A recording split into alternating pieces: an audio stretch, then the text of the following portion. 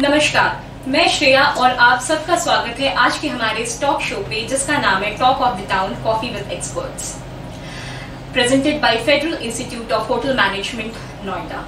पहले कि हम इस शो पे आगे बढ़े और जाने इस शो का पर्पस क्या है और शो का मोटिव क्या है और हम हमारे स्पेशल गेस्ट से मिले, पहले कि हम ये जान लेते हैं कि इस शो किन लोगों के लिए है, इस शो का पर्पस क्या है, इस शो का मोटिव क्या है। वेल, ये शो उन सब लोगों के लिए है और उन सब स्टूडेंट्स के लिए है जो कि कुछ समझना चाहते हैं, जो कि कुछ सीखना चाहते हैं और सीखते हुए अपने करियर और लाइफ में आगे बढ़ना चाहते हैं। इसी पर्पस के लिए federal institute of hotel management लेके आया है यूनिक टॉक शो, जहां पे हम मिलते हैं हॉस्पिटैलिटी इंडस्ट्री के कुछ जाने माने हस्तियों से, कुछ जाने माने एक्सपर्ट से और उनसे जानते हैं उनकी लाइफ की जर्नी और उनसे सीखते हैं हॉस्पिटैलिटी इंडस्ट्री के बारे में। वेल, आज की हमारे शो की जो स्पेशल गेस्ट हैं, उन्होंने अपने लाइफ का 30 इयर्स हॉस्पिटैलिटी इंडस्ट्री को दिया है। उन्होंने अपने हार्ड वर्क और डेडिकेशन से इस इंडस्ट्री में अपनी जगह बनाई है। Currently she is the general manager corporate HR of the Lalit Suri Hospitality Group, and she is also one of the valued hospitality advisory board members at Federal Institute of Hotel Management Noida. Let's welcome the ultimate boss lady, Miss Neeta Balooni. Thank you, Namaskar. A very warm welcome to you, ma'am, and thank you so much for taking some time out from your busy schedule and being here with us today. तो ma'am, हम आपसे तो पहले तो ये जानना चाहेंगे कि आपकी लाइफ की जर्नी क्या रही, आपने जब स्टार्ट किया अपना career. Just tell us a little bit about your journey. First of all, Namaskar everyone. Thank you so much for giving me this opportunity to share my journey and my experiences, and I hope that will be a value add to the students. So, answering your question, Shreya, I started way back in 1990, so just little over 3 decades. It may sound very old, but yeah, I mean that's where my journey from the hospitality industry started. The first hotel that I worked for was Hyatt Regency Delhi, and then the brands that I worked for was Intercontinental Hotel Group, the Carlson Group, which is now Radisson Hotel Group, the Oberoi, and had my own entrepreneurship for almost 2 to 3 years, had my own business. Then moved back to IHG and now with the Lalit Group. In between I had a stint with the Sterling Holidays also, so got to know the timeshare business. So in and all, what you would say is I call myself a hospitality professional, worked across all luxury brands, timeshare, and my own entrepreneur business that I did. So that's the experience that I have in a nutshell. So it has really been a splendid journey for you, ma'am, and I hope our viewers would, get inspired from this journey and would want to, work hard in their life and move forward. So my next question to you would be, how do you strike the balance between your work life and professional life, and what does your typical weekday look like? How do you do that? And I would also love to ask you that the entrepreneurship you spoke about, what's that? And just a little bit about that. That's too many questions. Yes, yeah. I just love those. Okay, so let me start with work-life balance. I think we started first. So work-life balance, well, I'm married. My husband is into filmmaking. I have 2 grown-up sons now. One is working, the other one is in his second year of college. He's into filmmaking. So family balance we have definitely created. One has taken my field. So my elder son is in hospitality, he's a chef. And younger one is in filmmaking, so he's chosen the career of his father. Work-life balance indeed is difficult, but I guess it's not only restricted to the hospitality industry, but across the professions that you take. I mean, let's take a doctor for an example. He doesn't have structured working hours. You take anybody for that matter, the long working hours would remain. So as long as you're passionate about the hospitality industry, I guess, the love and passion for the work just gives you that drive to keep moving ahead. Exactly. And you are then able to justify and explain to your family also that why such long hours are required. And then weekends we try and manage and strike a balance. Going out, being with the family, meeting the relatives. My relatives know that I would not call them off and on, but when they need me, I'm there. So that's a very big support. My in-laws have been very supportive. Exactly. I've always had a full-time maid, so she takes care of the house. She runs my house, for that matter. So that's how we manage. Your second question was in terms of the entrepreneurship. Yes, so, ma'am. there was a time when the workload, the work-life balance was getting effective. My second son was born, and he was just a toddler, and I was finding it very difficult. My maid had run away, so the support was not there.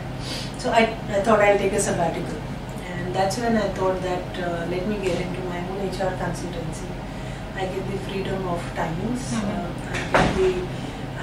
I get the option of still being connected with the hospitality industry. So I, along with one partner, so it was two of us, we started this venture. The company was named Overture, People's Catalyst, and we did a fairly good business for about 2.5 years.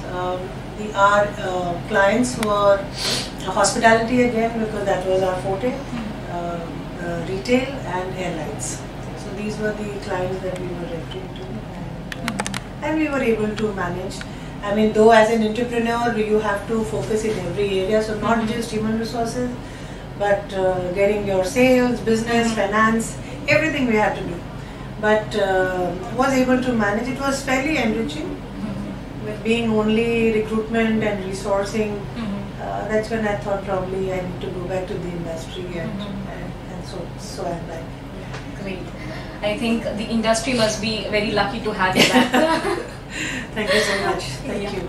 So, ma'am, I would like to ask you that when you started working back then, the hospitality industry, like what are the major changes that you think that hospitality industry has gone through, you know, since when you started and between the hospitality industry right now? Like what are the changes the hospitality industry has gone through these years? So, so I'm taking you back 3 decades. Right? So early 90s is when I had joined the industry. So first of all, the number of players were very less.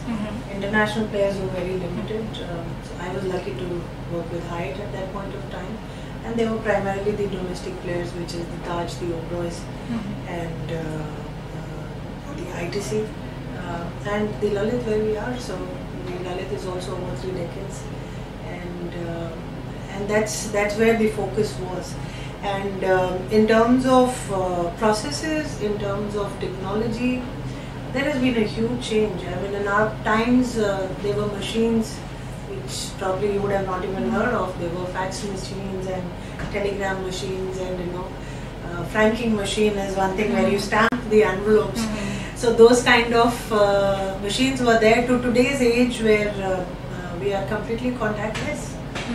Right from checking in to checking out to your billing. You don't need to touch any area, you don't need to personally interact with a staff member. So that is the change. Our industry, other changes would be in terms of robots have come in. The remotes in the rooms wherein your curtains, your television and everything is sensor controlled, and that is what is there. In terms of experiences, earlier it was just bed and breakfast, and now it is the kind of experiences that the customers get. So more and more focus is on giving the curated experience to the guest, which becomes a good memory for them. That they stayed at the Lalit or they stayed at another XYZ hotel and they had an amazing experience. So that is what I would say primarily has changed. In terms of business, the revenue management has changed completely. I mean, earlier we didn't even have a dedicated revenue resource, and these days you have a complete team for revenue management. The dynamics have changed. You have a daily rate that changes. So the days of rack rates have gone. In terms of marketing, the print media has almost become negligible, and everything is digital and social media. So that is what it is. From a guest point of view, I guess the time in which we revert to them, that has changed drastically. I mean, they want everything as of yesterday. So these are the few things that come to my mind. From an employee perspective, and since I've been heading human resources for many years now, I think the focus has changed. Earlier it was only customer focused, to now it has become employee focused. We ensure that we are fair to our employees. We ensure that the compensation is as per the work. Even the benefits, even the flexibility for that matter. Like in today's time, there is option of work from home. There is option of flexible working hours, insurances, benefits, wellness. I mean, these are the things that employers talk about. So if you want to be a preferred employer, that is what the organizations look for. So I mean, it's a complete 360 degrees change, but everything has been for good. I mean, exactly. That much I can assure you. That was what I was about to say. Everything has been for good and better. The things have changed, but for good. For good, absolutely. Yes. So, speaking of the pandemic situation, speaking of 2020, we all know that 2020 had been a really challenging, confusing and tough year for everyone. Say people in general, for the businesses, and even hospitality industry had suffered a major setback. So what would you say about that, and what are the measures that are being taken and guidelines that are being followed at your workplace to ensure the safety of guests and employees alike? So, I mean, COVID, it's been unfortunate. This is now the 13th month running for India. Otherwise, probably the 18th month as far as the globally it is concerned. It started with China. But it has had a drastic impact on all industries. But has affected hospitality to a great extent, because we being a service industry, there is a lot interlinked with the travel industry. So, if the travel is not happening, if there are travel restrictions, automatically there would be an effect. If there is restrictions on people moving out, hospitality gets affected. So when it comes to safety and hygiene and everything, the protocols as defined by the ministry or the government from time to time, all protocols are being maintained for the guest security and safety, and similarly for the staff safety and security, as basics as face masks to gloves to the sanitizers, the social distancing, contactless services, scanning and sanitizing the luggage, etc., etc. Everything is being maintained, but economically it's a drastic hit. So in terms of if you say overall GDP in India, hospitality sector contributes to about 9.5%. But because of the pandemic, last year has been majorly into losses. 80% of businesses, and I'm saying freestanding restaurants or be it freestanding hotels, the smaller 1-star, 2-star, 3-star hotels, even few 5-star hotels have been majorly impacted. So where the owners did not have deep pockets, it had been very difficult to sustain. Many companies took some drastic measures in terms of separations. Many staff members lost their job, and pay cuts are still there. So it is really tough. And last few months, October till March, I think business had relatively started picking up. But with this second wave of corona coming in again, and the numbers are on the increase. Certain states have already announced partial lockdowns. Restrictions of guests is also already there. So I guess that impact is further. Those fears are sinking in again. That probably we are again heading for a situation where revenues will get drastically impacted. So business losses have again started happening. Customers have started cancelling their bookings things that we had already done for the month of April and May. If I just talk of these 2 months as of now, so that is the situation. But definitely, I mean, as all bad times come to an end, even Corona phase will come to an end, and we will revive and we will bounce back. Exactly, ma'am. We will all bounce back, and that is for sure, definitely. It will take time, but yeah, for sure. Exactly. So, ma'am, someone from the HR department, so you are an HR department professional. Yes. So, as we all know that HR department is responsible for the human resources and recruitment need for any organization. So, being someone from that department, what would be your suggestion or what would be your Guru Mantra for the hospitality students and the hospitality professionals who are actively looking for their jobs or who are already pursuing hospitality studies and would be getting into the workforce in maybe next 1 year or 2-3 years? So what would be your suggestion for them, and how should they present when they are on facing the interview or on any recruitment drive? So see, hiring has been a freeze in most of the companies. Very limited hiring is happening. So the situation is difficult. So not that I'm on camera, so I will say something positive. It is tough times for the student, but nonetheless, what I would give as a piece of advice is utilize this time for your own personal development. Garner these skills. There are a lot of online platforms wherein you can educate yourself.